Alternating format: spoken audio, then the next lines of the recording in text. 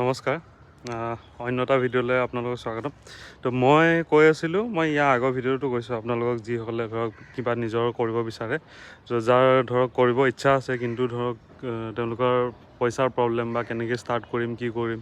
আপোনালোকৰ মই প্ৰথম কথা কৈছোঁ, যদি আপোনাৰ ভিতৰৰ পৰা কল আহে যে আপোনালোকে কৰিব কামটো বা কৰিম বুলি ভাবে, তেতিয়াহ'লে আপোনালোকে কি বুলি কয় 2000-3000 টকাৰ পৰাও কৰিব পাৰে। আজিকালি মই দেখা পাওঁ, মইতো গুৱাহাটীত থাকোঁ, আজিকালি দেখা পাওঁ কিছুমান সৰু সৰু মানে ল'ৰা ছোৱালীয়ে বা আপোনাৰ ৰাস্তাত ফুড ষ্টল দিয়ে, ম'ম' বেচিব ট্ৰাই কৰে, ৰুটি বা ঘুগুনি এনেকৈ বেচিব ট্ৰাই কৰে। বহুত ভাল কথা, এইটো কৰিব লাগে।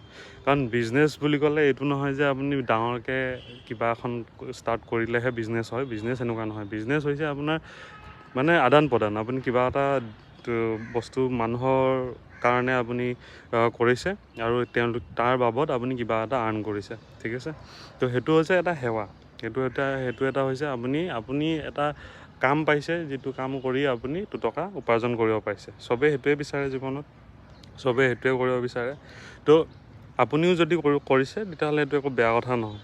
বিজনেছ যে কোনোবাই ছাপৰ্ট নকৰে, আমাৰ অসমীয়া মানুহৰ ফেমিলি, মোৰে কওঁ, মোৰ ফেমিলিত মোৰ পেৰেণ্টছে বিজনেছ কৰাটো কেতিয়াও ছাপোৰ্ট কৰা নাছিলে। মই যদি চাকৰি কৰাটোৱে বিচাৰিছিলে, চাকৰি মানে গভৰ্ণমেণ্ট জব কিবা ট্ৰাই কৰিব লাগে, এপ্লাই কৰিব লাগে, সেইটোৱে বিচাৰে। সকলো মাক বাপেকে সেইটোৱে বিচাৰে, কাৰণ সেইটো হৈছে মোৰ ছিকিয়ৰ ৱে হয়, এটা লাইফ ছিকিয়ৰ কৰিবৰ কাৰণে, ঠিক আছে। মই সেইটো বস্তু বেয়া বুলি নকওঁ, সেইটো বস্তু ভাল হয়। কিন্তু ধৰক কিছুমান বস্তুৰ কাৰণে কিছুমান বস্তু নহয়। কিছুমান মানুহে চব মাংস খাই ভাল নাপায়, ঠিক আছে। এনেই নাখাওঁ বুলি নাখায় নহয়, ভালেই নাপায় সেইকাৰণে নাখায়।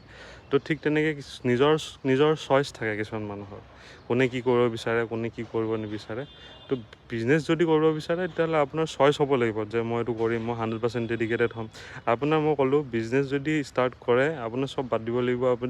আপোনাৰ ফেমিলি, আপুনি লং উইকেণ্ডছ কিবা কিবি থাকে ন এজন মানুহৰ লাইফত, ফেমিলি কিবা কিবি, এই বস্তুবোৰ ট'টেলি বাদ দিব লাগিব। এইবিলাক বাদ দি আপুনি ডেডিকেটেডলি এটাই কাম কৰিব লাগিব, সেইটো হৈছে আপোনাৰ যিটো আপুনি ধান্দা কৰে, যিটো বিজনেছ কৰে, সেইটো ডেডিকেটেডলি 100% দি আপুনি কৰিব লাগিব।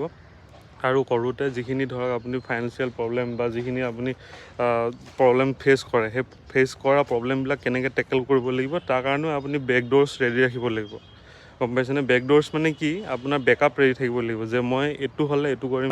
মানে কি আৰু পইচা ৰেডি ৰাখিব লাগিব, ইনডাইৰেক্টলি মই কৈ আছোঁ, পইচা ৰেডি ৰাখিব লাগিব, ফাণ্ডিং ৰেডি ৰাখিব লাগিব, যাতে আপুনি ভুল যদি হৈ যায় লগে লগে শুধৰাব পাৰে। আৰু কুইকলি শুধৰাবৰ কাৰণে এটা বস্তুৱে আপোনাক হেল্প কৰিব বিজনেছত, সেইটো হৈছে পইচা।